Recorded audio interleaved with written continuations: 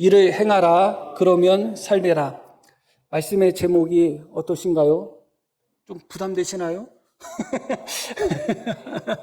아니면 말씀의 제목을 통해서 또 성경 봉독한 것을 통해서 벌써 설교 말씀이 연상이 되시는가요?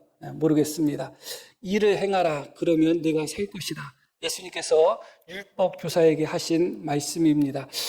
지난주에 들었던 말씀 역시 기억하시면서 들으면 오늘도 조금은 도움이 될 것 같습니다.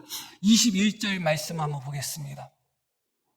그때 예수께서 성령으로 기뻐하시며 이르시되 천지의 주제이신 아버지여 이것을 지혜롭고 슬기 있는 자들에게는 숨기시고 어린아이들에게는 나타내심을 감사하나이다. 옳소이다. 이렇게 된 것이 아버지의 뜻입니다. 이렇게 지난주에 이 말씀 우리가 보았습니다. 이것을 지혜롭고 슬기 있는 자들에게는 숨기셨다. 세상의 지혜는 세상에서 똑똑한 사람들이 소유하고 있지만 그러나 이 말씀, 이것을 지혜롭고 슬기 있는 자들에게 숨기셨다는 하나님의 지혜, 또 하나님의 말씀, 또 하나님의 구원, 그 모든 것은 결국은 하나님께서 어린아이와 같은 그렇게 낮은 자, 겸손한 자, 그런 자들에게 나타내셨고 지혜롭고 슬기로운 자들에게는 숨기셨다. 그렇게 말씀합니다. 그렇다면 지혜롭고 슬기로운 사람들의 대명사가 누군가? 예수님 당시에 아마 종교 지도자들일 것입니다. 서기관들, 바리새인들 혹은 제사장들, 그런 사람들이 아마 지혜롭고 슬기로운 사람들의 대명사겠죠.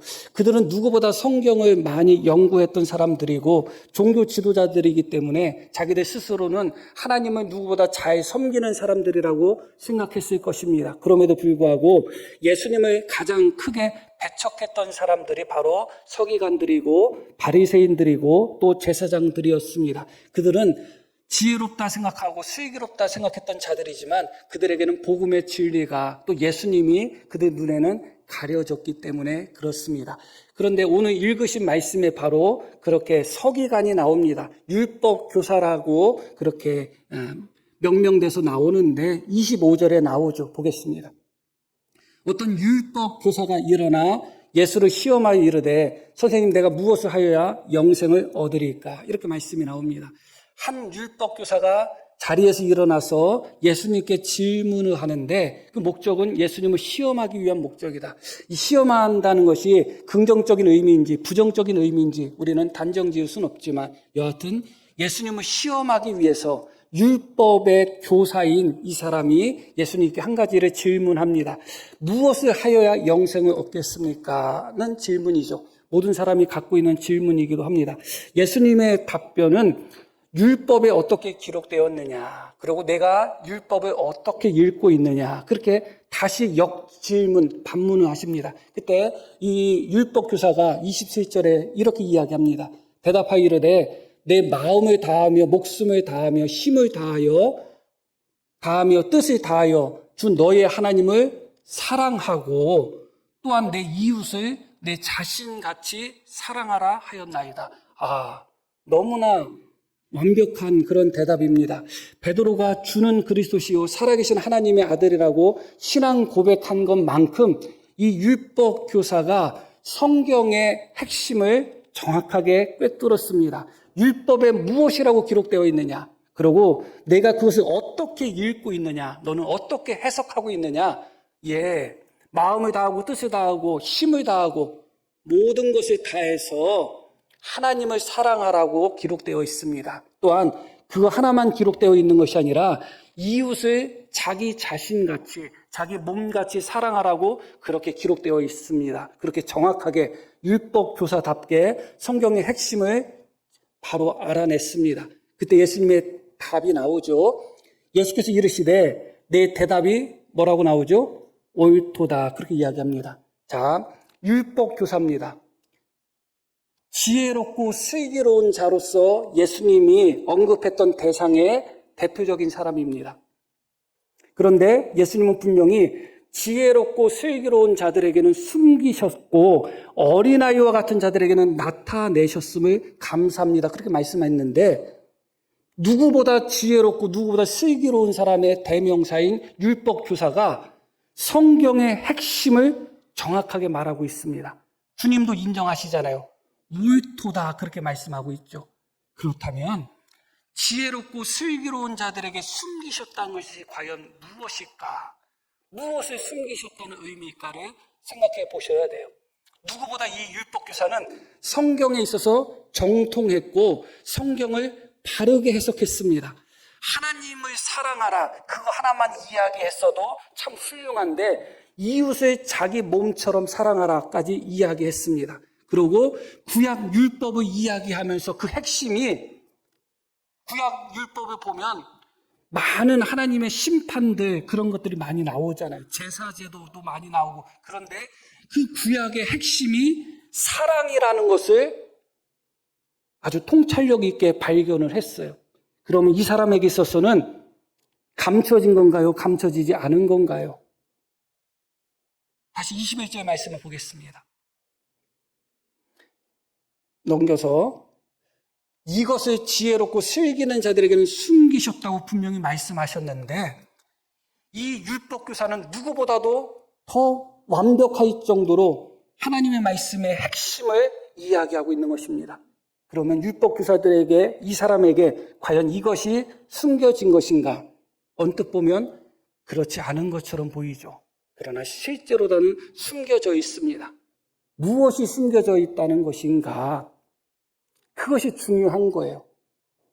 우리가 지난 시간에도 배웠듯이 어떤 사람이 마지막 때에 주님 앞에 서서 우리가 주님의 이름으로 선지자 노릇을 하고 주님의 이름으로 귀신을 쫓아내고 주님의 이름으로 능력을 행했는데 왜 우리를 모른다고 하십니까? 그렇게 이야기하죠. 그렇게 선지자 노릇을 했던 사람인데 누구보다 하나님의 말씀을 잘 알지 않았겠어요? 능력을 행하고 기적을 행했던 사람들입니다. 그러나 주님이 그들을 모른다고 말씀하셨죠. 하늘에 그들의 이름이 기록되어 있지 않아요.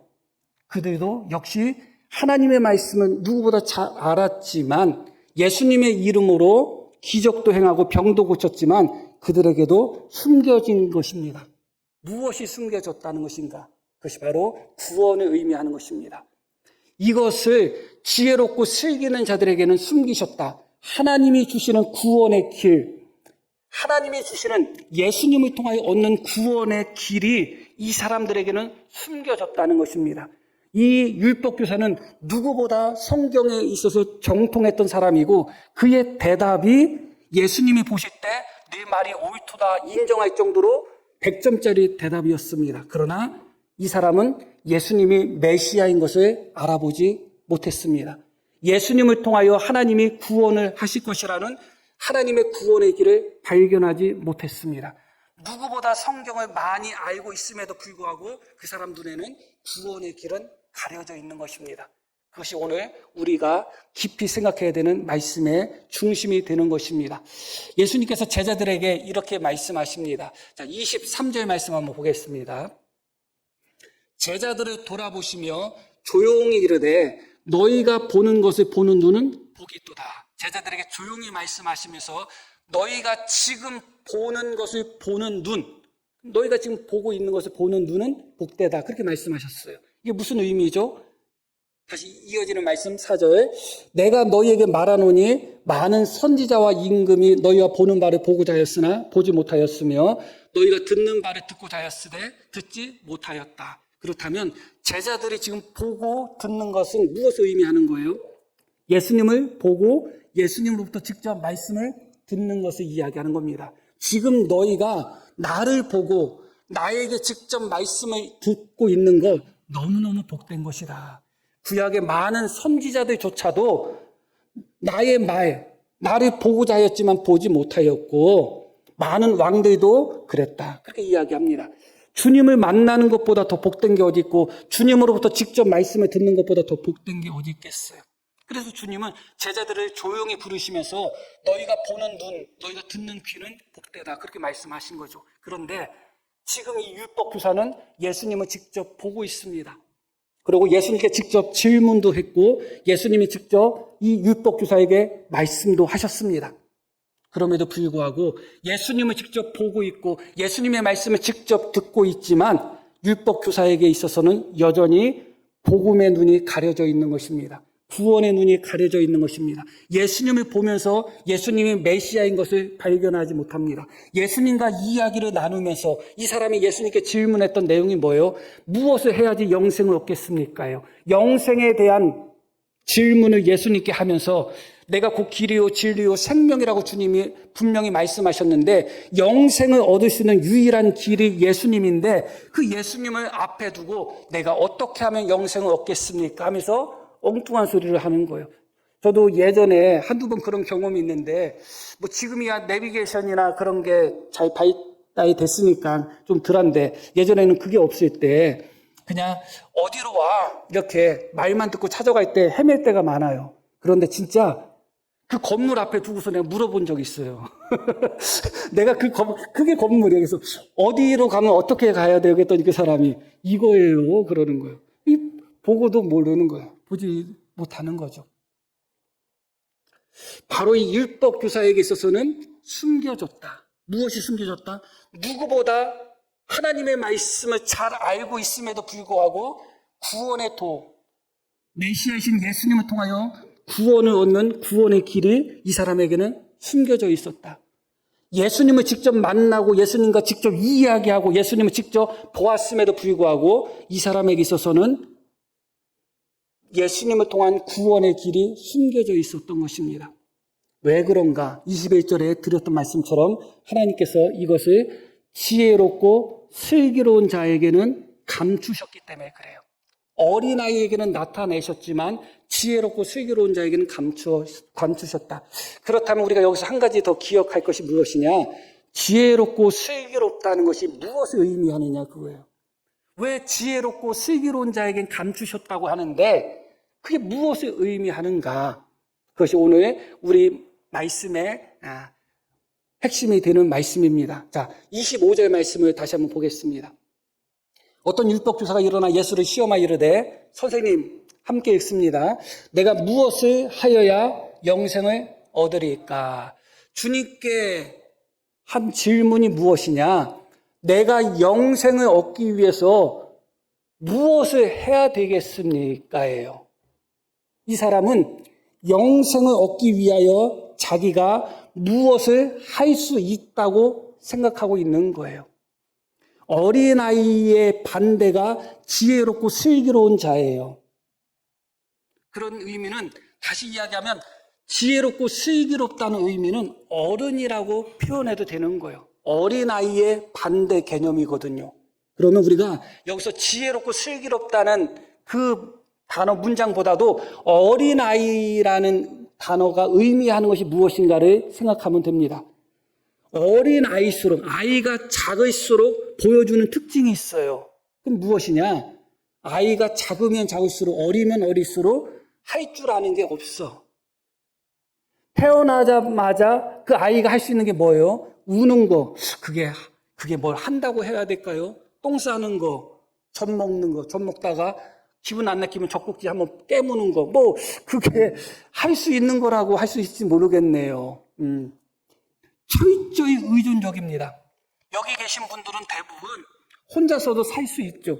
연세 드신 분들, 80, 90 되신 분들 중에서도 혼자 사시는 분들도 꽤 돼요. 그런데 응애하고 태어난 아이가 혼자 살 수 있을까요? 못 살아요. 조금씩 크면서 그나마 조금씩 하는 것이 늘죠. 어느 순간부터 혼자 앉지도 못했던 애가 뒤집고 하다가 혼자 앉기도 하고 또 어느 순간부터 걷지도 못했던 애가 또 혼자 걷기도 하고 커가면서 그러는 거예요. 어느 순간 혼자 밥도 못 먹던 애가 혼자 밥도 먹고 그렇게 커가죠. 그렇게 커가면서 자기 스스로 할 수 있는 것들이 많아져요. 그래서 어린아이들은 대부분 엄마나 아빠한테 철저하게 의존적이거든요. 말을 하기 시작할 때부터 다 엄마 아빠를 찾아서 다 부려먹고 시켜먹잖아요. 엄마 이거 해줘 저거 해줘. 아빠 이거 해줘 저거 해줘. 이거 뭐야 저거 뭐야. 왜냐하면 아이 혼자로서는 할 수 있는 것이 없어요. 그게 어린아이의 가장 큰 특징이에요. 내가 구원을 얻기 위해서 내가 할 수 있는 것이 없다는 것을 고백하는 마음이 어린아이의 마음이에요. 영생보다 더 귀한 게 어디 있겠어요. 천하를 얻어도 자기 생명을 잃어버리면 아무것도 아닌데 그 영생을 위해서 우리가 못할 게 뭐가 있어요? 그러나 어린아이의 마음을 가진 사람은 어떤 사람인가? 그 영생을 위해서도 내가 할 수 있는 것이 없구나를 인정하는 거예요. 철저히 자기 자신의 무능력함, 자기 자신의 연약함, 자기 스스로는 하나님을 떠나서는 주님의 은혜가 아니고서는 아무것도 할 수 없다는 것을 철저히 고백하는 어린아이의 겸손함, 그들에게는 보여주셨다는 거예요. 예수님으로 말미암은 구원의 길을 보여주셨다는 거예요. 그러나 이 율법교사는 뭐라고 이야기해요? 내가 무엇을 하면 좋겠습니까? 말씀만 해보십시오. 내가 어떤 것을 해야지 영생을 얻겠습니까? 그때 주님이 물어보죠. 말씀에 어떻게 기록되어 있느냐? 율법에 어떻게 기록되어 있느냐? 그가 대답을 합니다. 그의 대답을 한번 보겠습니다.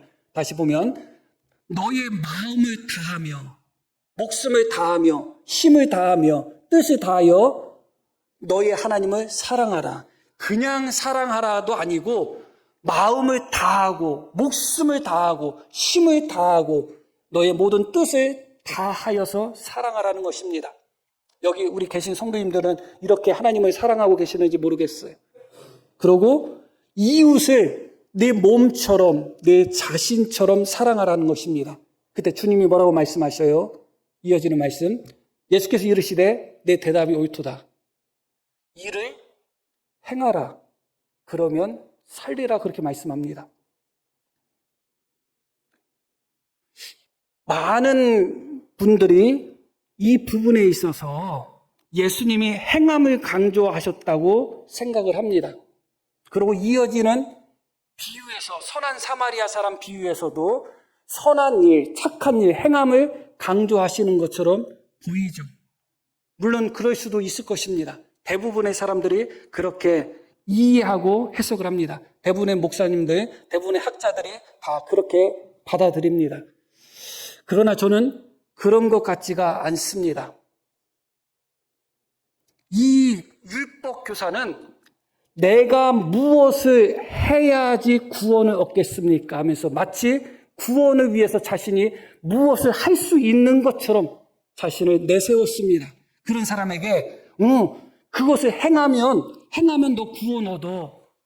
과연 그런 의미로 주님이 말씀하셨을까요? 그리고 성경 어디에도 행함을 통하여 구원을 우리에게 교훈하는 말씀은 전혀 등장하고 있지 않습니다. 만약에 이 율법교사가 아니라면, 율법교사는 어떤 사람이에요? 율법을 연구하고 가르치고 율법으로 구원을 얻는다고 생각하는 사람이에요. 율법을 연구하고 가르치고 율법으로 구원을 얻는다고 생각하는 사람에게 예수님이 그래, 행하면 구원받을 수 있어. 이것을 과연 그것을 행하는 것을 주님이 그에게 가르치신 말씀이냔 말이에요. 만약에 우리처럼 믿음으로 구원받는다고 고백하면서 믿음으로 구원받지 하면서 내 마음대로 살고 내 마음대로 죄짓고 그런다면 내가 믿음으로 구원받는다고 하지만 행함이 없다면 구원을 받을 수 없어.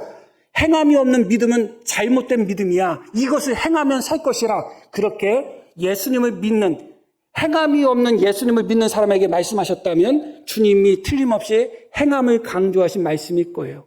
그러나 이 말씀을 듣는 대상은 믿음을 가졌지만 행함이 없는 사람이 아니에요. 율법을 누구보다 잘 알고 있고 그 율법을 지킴으로 말미암아 구원을 받는다고 생각했던 사람이에요. 그 사람에게 주님이 그래, 이거 다 지키면 마음을 다하고 뜻을 다하고 성품을 다하고 하나님을 사랑하고 이웃을 내 몸처럼 사랑하는 것을 다 지키면 너 구원 얻을 수 있어 하면서 주님의 행함을 강조하신 것인가? 그렇지 않을 가능성이 너무너무 큽니다. 우리가 아시는 바와 같이 누가는 바울과 선교를 동역했던 사람이에요. 바울과 항상 같이 다녔죠. 그래서 사도행전은 누가 썼냐? 누가가 썼어요. 그리고 사도행전의 대부분의 이야기가 바울 사도를 중심으로 이루어지죠. 왜냐하면 누가가 바울과 계속 동행을 했기 때문에 그래요. 그래서 누구보다 바울의 신학, 바울의 믿음, 누가보다 더 많이 알고 있는 사람은 없을 거예요. 그런데 바로 이 누가가 기록한 복음이 누가복음이에요. 바울이 강조한 신학, 믿음의 핵심이 뭐예요? 바울이라고 표현하지만 성경의 핵심이죠. 율법으로라는 의로워질 수 없다는 거예요. 율법으로라는 구원을 얻을 수 없다는 거예요. 행함으로라는 구원을 얻을 수 없다는 거예요. 로마서 3장 말씀 한번 볼게요. 그러므로 율법의 행위로 그의 앞에 의롭다 하시면 얻을 육체가 없다. 하나도 없다는 거예요. 율법으로다는 겨우 죄를 깨닫는 것밖에 안 된다.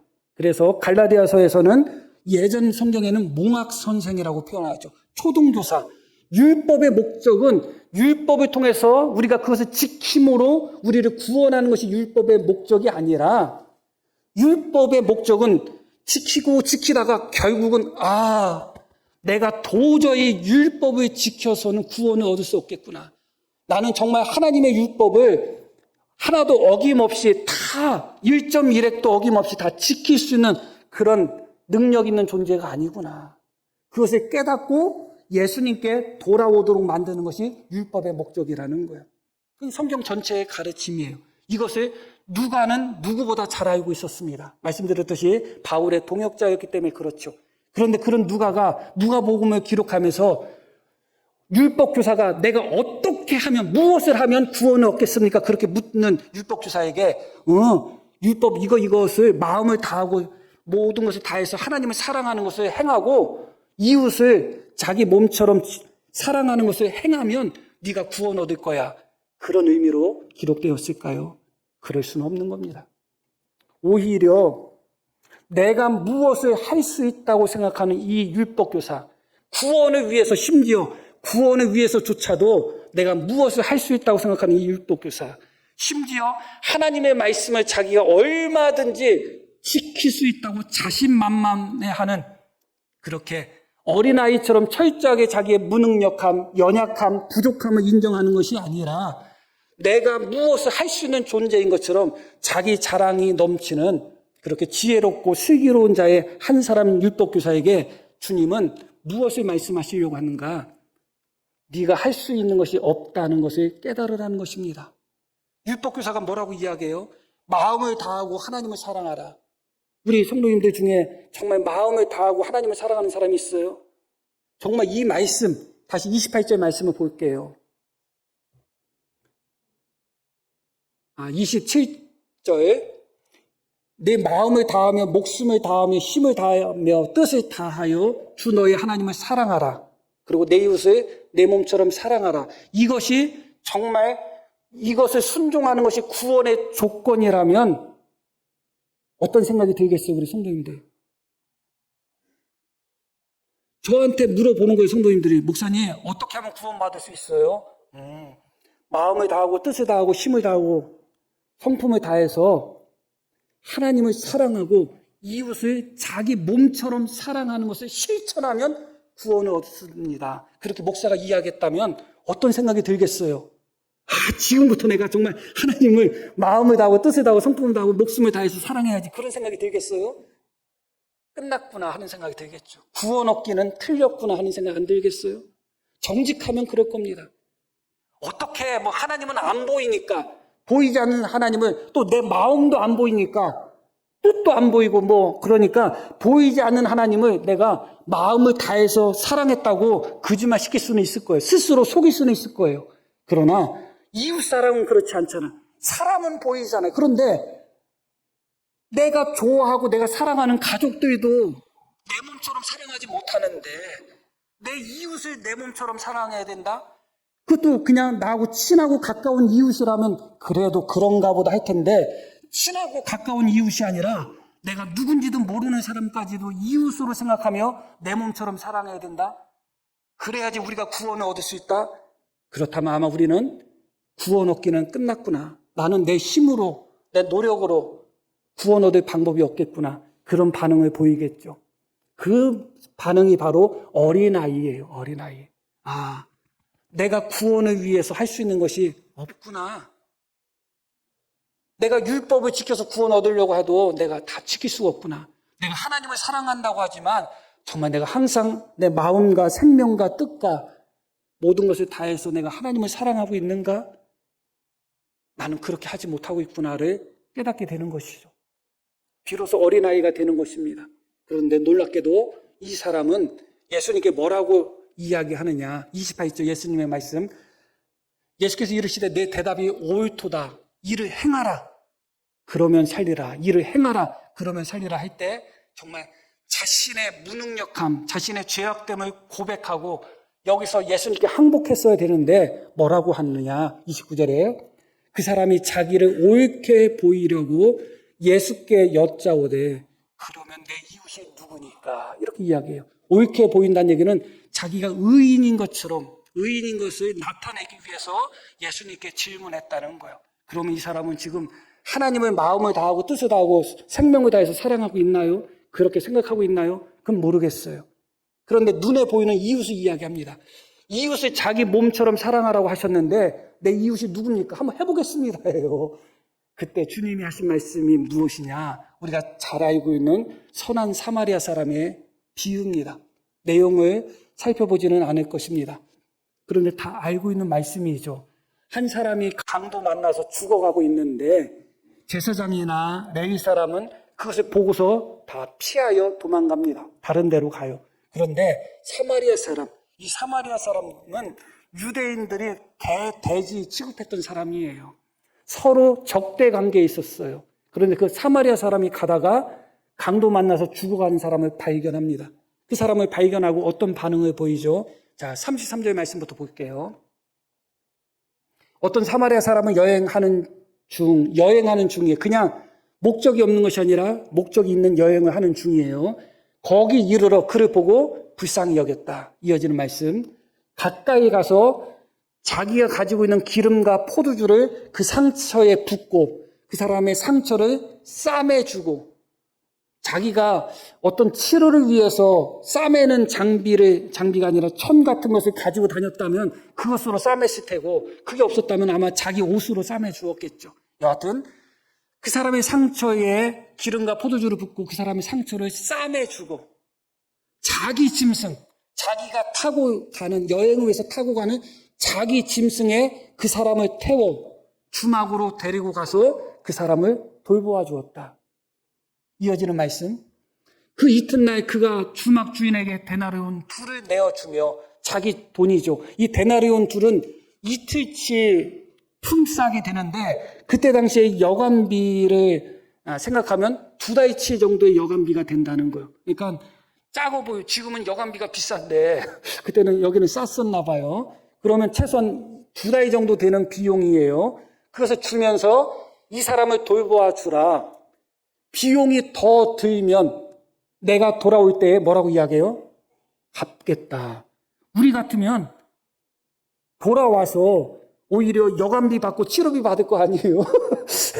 안 그렇겠나? 그런데 이 사람은 자기 돈 2데나리온을 주면서 내가 돌아오겠다. 그런데 내가 돌아올 때까지 이 사람이 치료가 되지 않고 회복이 안 되고 계속 더 비용이 더 많이 들었으면 내가 갚아주겠다고 그렇게 이야기합니다.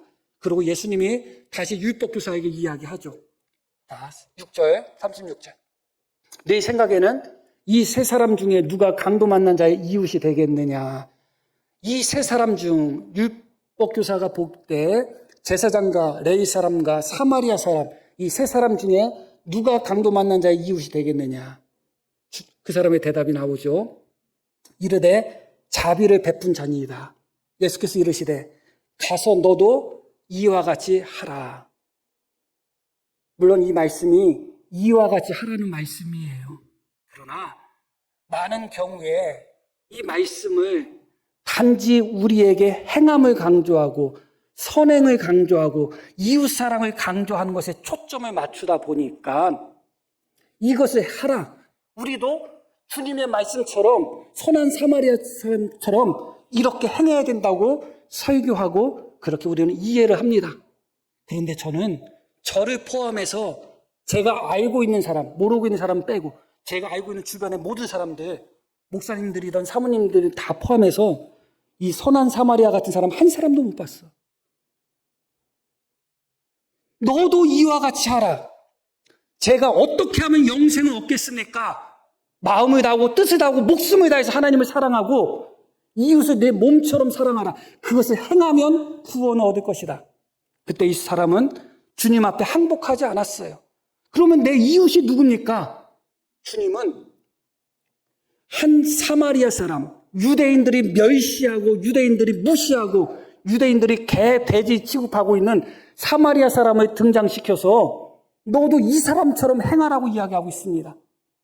그런데 그 기준이 되는, 이 사람처럼 행하라는 기준이 되는 사마리아 사람의 선행이 우리가 상상할 수 있을 정도의 선행이 아니에요. 가족이라고 해도 이렇게 하기는 쉽지 않을 거예요. 실제로 우리 성도님들이 지금은 시대가 달라져서 길에 쓰러져 있는 사람 보면 전화하면 되죠. 경찰서나 119에 전화하면 돼요. 그것도 안 하는 분도 있고 하는 분도 있지만, 그런데 119나 경찰서에 전화를 할 수 없다고 생각해 보시고 길 가는데 누가 쓰러져 있어요. 어떻게 할 거예요? 부축해서 여러분 집으로 데려갈 수 있어요? 병원 가서 치료비 다 대줄 수 있어요? 어떻게 하실 거예요? 대부분 99%의 기독교인들은 다 지나칩니다. 우리에게 주는 말씀이었다면 너도 이와 같이 하라는 말씀이, 행함을 강조하는 말씀이 분명할 수도 있겠죠. 그러나 지금 이 말씀은 자기의 행함으로 무엇을 할 수 있다고 생각하는, 자기의 선행으로 무엇을 할 수 있다고 그렇게 지혜롭고 슬기로운 자 같은 교만한 마음을 가진 율법교사에게 하신 말씀이에요. 너 영생 어떻게 하면 얻는지, 무엇을 행하면 영생 얻는지 궁금했지? 그래, 이 사마리아 사람처럼 너도 똑같이 하면 돼. 그 순간에 이 율법교사의 반응이 나오지 않습니다. 결말이 열린 결말이에요. 어떤 생각을 했을지 우리는 아무도 알 수 없습니다. 이 사람이 그게 어떻게 가능한 일인가? 어떻게 그것이 내가 할 수 있는 일인가? 나는 이웃 사랑조차도 제대로 할 수 없는 존재구나. 나는 하나님 사랑조차도 제대로 할 수 없는 존재구나. 하나님 사랑, 이웃 사랑조차도 제대로 할 수 없는 내가 어찌 구원을 얻을 수, 내 힘으로, 내 노력으로 어찌 내가 선한 행동을 해서 구원을 얻을 수 있을까? 그렇게 깨달았던지 아니면 다르게 반응을 했을지 우리는 아무도 알 수 없어요. 그러나 중요한 것은 주님이 이 율법교사에게 요구하신 것이 과연 무엇이겠느냐예요. 그 다음부터 돌아가서 율법교사가 그래, 내가 하나님 사랑하고 이웃 사랑하는 것으로 난 구원받아야지, 그렇게 살기를 원하셨을까요? 아니죠. 주님이 원하셨던 목적은 그 사람이 어린아이와 같은 철저히 자신의 무능력함, 연약함, 그것을 고백하고 내 힘으로, 내 노력으로 난 구원을 얻을 수 없습니다는 그런 고백 속에서 주님께 돌아오는 것을 원했겠죠. 그게 주님이 이 비유를 주신 첫 번째 목적인 거예요, 사실은. 우리에게 예수님이 정말 일을 행하라, 일을 행하면 네가 살 것이라고 하면서 마치 선한 사마리아처럼 행해야지 구원을 얻고, 하나님을 내 목숨처럼 항상 사랑해야지 구원을 얻는다고 한다면, 여기 계신 모든 성도님들 중에 나는 구원 얻을 수 있다고 자신할 수 있는 분이 어디 있겠어요? 내가 구원을 위해서 내가 무엇을 할 수 있다고 말할 수 있는 분이 어디 있겠어요? 아무도 없을 것입니다. 그러면서도 여전히 우리는 내가 무엇을 할 수 있다고 생각하는 교만함 속에서 살아가고 있는 거예요. 예수님은 우리에게 무엇을 요구하시느냐? 마치 어떤 종처럼 자기가 할 것을 다 한 후에 주인 앞에 가서 나는 무익한 사람입니다. 그런 종의 마음을 가지고 하나님을 섬기라는 거예요. 종으로서 밭일도 다 하고, 집에 들어와서 밥도 다 하고, 집안일도 다 하고, 할 것 다 해. 그래 놓고서 내가 이거 했어 하면서 스스로 교만해 하는 것이 아니라 주인 앞에서 어떤 마음을 가지라는 거예요? 나는 무익한 사람이라는 거예요. 이게 어린아이의 마음이에요. 신앙생활을 할 때 이 어린아이의 마음이 너무너무 중요해요. 내가 무엇을 할 수 있다고 생각하는 순간 꼭 구원뿐만 아니에요. 구원뿐만 아니라 내가 교회를 위해서, 물론 그런 마음이 좋기도 하죠. 좋은 마음이기도 해요. 그러나 교회든 무엇이든 내가 무엇을 할 수 있는 존재라고 생각하는 순간 우리는 어린아이의 마음을 상실해버린 거예요.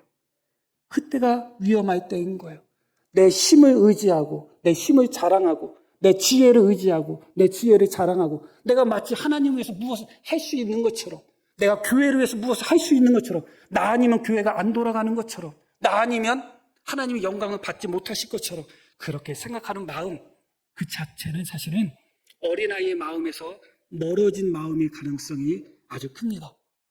결론적인 말씀을 드릴게요. 이 말씀 뒤에 어떤 사건이 바로 이어지냐면 우리가 아시는 바와 같이 마르다와 마리아가 예수님을 대접하는 사건이 바로 이어집니다. 아시죠?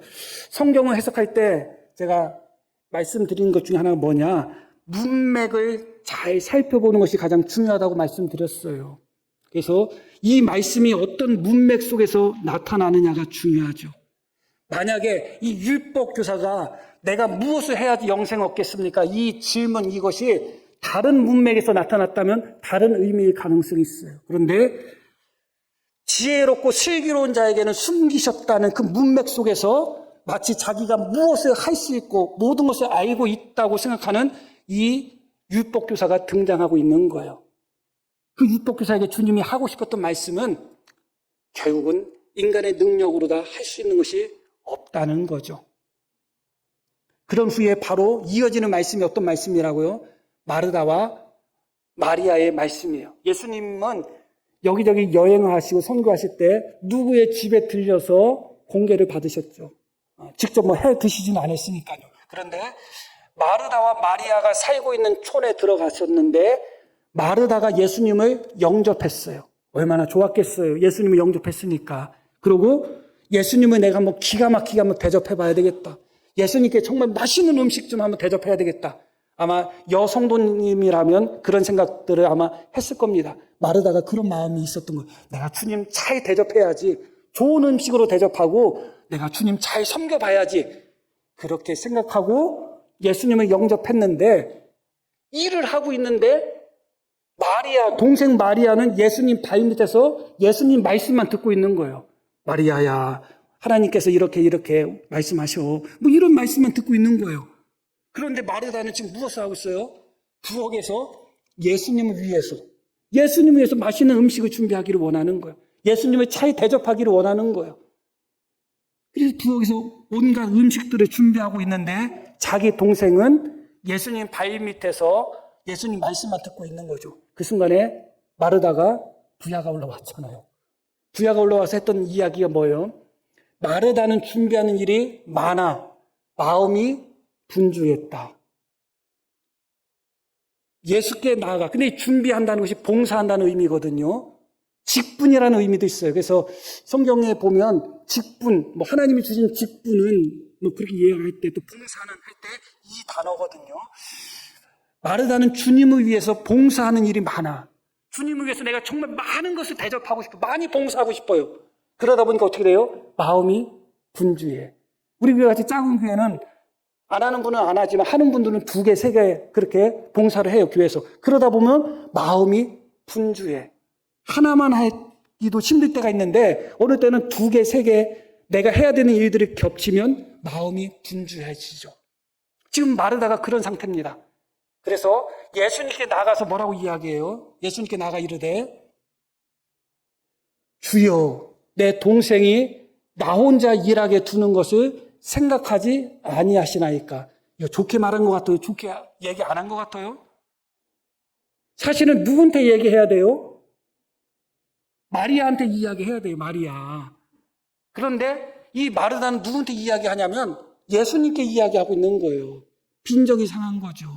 때리는 시어머니보다 말리는 시누이가 더 밉다고. 예수님 밑에서 말씀 듣고 있는 마리아보다 자기는 혼자 땀 흘리면서 고생하고 있는데 예수님은 뻔히 알면서 마리아한테 야, 네 언니 고생하니까 가서 도와줘. 그렇게 말해야 될 것 같은데 예수님은 아랑곳하지 않고 그냥 마리아한테만 말씀을 전하니까 이 순간에 이 마르다는 예수님이 곱게 안 보인 거예요. 그래서 내 동생이 나 혼자 일하게 두는 것을 왜 신경도 안 쓰십니까? 생각하지 않는다는 것은 신경도 안 쓴다는 의미예요. 왜 관심도 없습니까?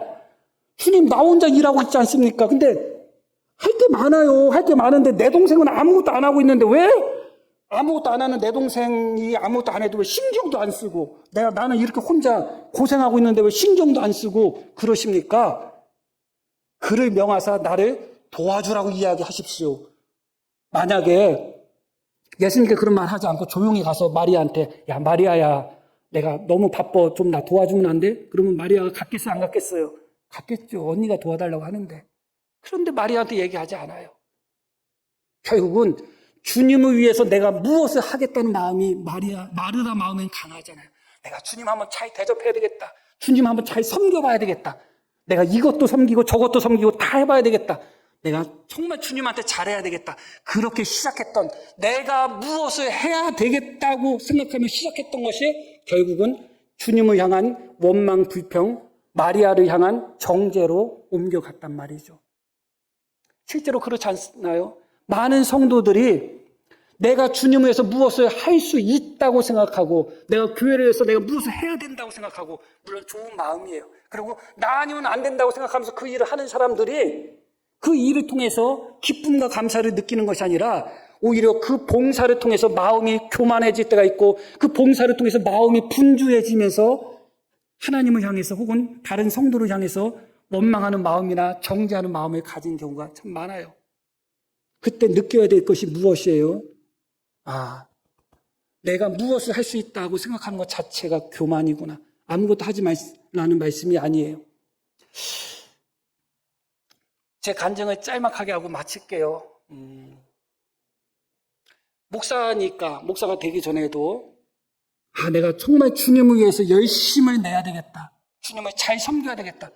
교회를 위해서 좀 열심을 내야 되겠다. 그렇게 결심할 때가 참 많았어요. 근데 뒤돌아서 보니까 실제로 내가 그렇게 결심했을 때보다 성령 충만할 때가, 결심은 안 했는데 성령 충만할 때가 오히려 주님의 일을 더 많이 감당하고 기쁘게 감당했더라고요. 내가 무엇을 해야지? 결심도 중요해요. 그러나 내가 무엇을 해야지, 내가 무엇을 할 수 있는 존재라고 생각하는 그 순간 우리는 어린아이의 마음을 잃어버리는 거예요. 나는 아무것도 할 수 없는 무익한 종입니다. 구원을 위해서도 내가 할 수 있는 일이 없습니다. 그리고 내가 교회를 위해서도 내가 할 수 있는 일이 없습니다. 그러나 주님, 나를 구원하여 주시고, 그러나 주님, 나를 사용하여 주십시오. 이 겸손한 마음. 그런 사람에게 하나님의 구원의 문이 열리고 또 섬김의 문이 열리는 것입니다. 언제나 우리의 마음이 정말 내가 무엇을 할 수 있는 것 같은 그런 교만한 마음, 자신감이 넘치는 마음이 아니라 우리는 무익한 종입니다. 주님의 은혜가 없으면 아무것도 할 수 없습니다. 그렇게 어린아이와 같은 겸손한 마음으로 주님을 섬겨 나갈 수 있는 우리 모두가 되기를 소망합니다.